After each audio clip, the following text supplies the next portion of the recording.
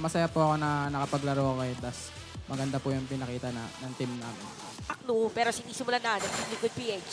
Okay, tapos na rin yung purple buff dito, pero papasok na nga sila! At kita na nga natin doon, first blood para sa TLPH. Papasok na rin. Ng Julian ni Andorio, and kung ikaw ay Julian user, gustong-gusto mo to, maka-isang kill ka nga lang, okay na eh. Pero nakatatlo pa siya, magiging 4 pa nga ata. Pero si Ato yung makakuha noon. At dire-diretso pa nga, side naman na makakakuha dito ng turtle. So at least nagkaroon naman sila ng konting paghabol pagdating doon sa gold. Pero nga lang sa may gitna, para tuloy pa rin yata yung laban natin. Si Chuck lumawala ng buhay doon. At may bawi ang side ng TLPH sa kamay dito ni Zaida. I-design para sa late game. Yung depensa ng Lilia, yung damage ni Joe, pero papasok na ata sila dito. Ay! Si Sanji makukuha nila dito at Sa likod. hindi na nga nakapag-ulti. Pero si Zaida pa rin makakakuha dito ng turtle gamit ng Tempest of Blades. Pero papasok si Chuck 2 with that Outer of the Guardian. Shot down. Matagal na oras ang Team Liquid PH dito sa Lord. Para nga naman may split push na plano! At Flicker, pasok dito para send Omega. Mawala ng buhay ang mga players ng TLPH. Nandito na rin si Benny Cutie at pipitawan ng Omega yung Lord para sa Team 5. Implosion! Ito na yata yung implosion na sinasabi. Kaya naman si Antor makukuha nila at diretso yung pa nga. Pero si Ryota mag-free lang din sa kanila. Ryota laban dito sa may patataas. Si Benny Cutie yung target niya. Pero dito sa may patang gitna, si Okir laban din dito sa dalawa. Tatlo pala dumating na rin si Benny Cutie. Oh! Kaya 4 na players ng Omega ang patay. Masakit! Aray! Masakit!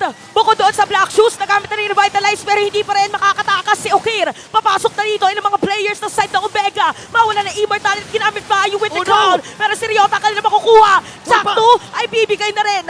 At dahil dyan, dalawa na titira para sa dumipensa dito sa side ng Omega. At hindi na nga yata kaya pa. Pero meron naman silang Manual Wave. Andorio makakakuha pa ng kill. At si Chom, unti-unti lang sumisibat.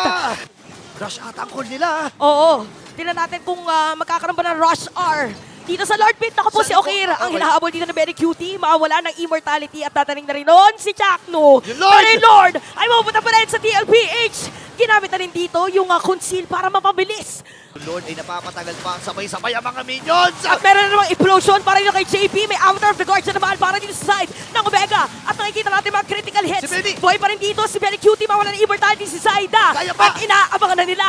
Makakahampa pa doon sa may pader. At manidepensahan pa yata ng Omega yung Lord na bitbit dito ng Omega. Si JP mawala ng Immortality. Si Joe mabibilit na mag-dash away. Ito si Benny Cutie. And that is it. Where am I? Sino ako? Nasaan ako? Ayan na. Sa may top lane. Rumaragas pero buhay pa rin dito si Benny Cutie at naisya pa nga si Chakno. Si Chakno kumukuha ng damage dito. Meron revitalize pero hindi sapat para masustain yung damage dito ni Zaida. Lumalagitik yung pitik dito ng mga blades. Kain!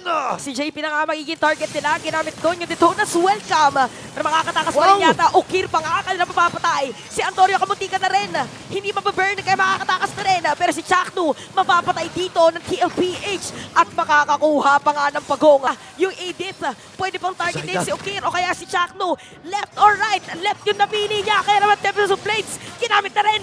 Okay, si Chakno ngayon na magiging pili.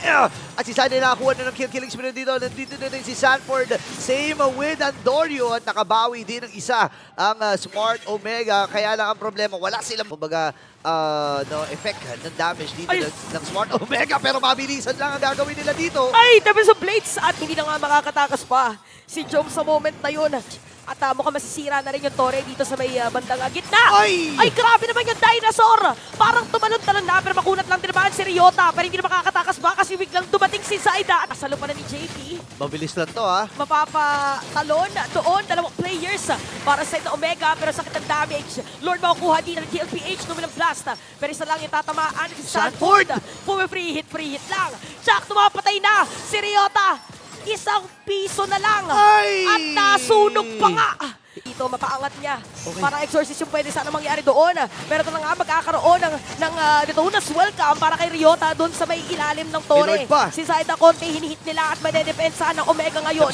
Yung Lord. Pero mamatay na dito si Andorio. Double kill na para dito kay Zaida. At nagta-tower lock na nga Ryota, mapapabagsak na rin. Sama mo na rin si Joma at TLPH para dito sa ating serye. Ang pagmamarcha ng Team Liquid ng Cavalry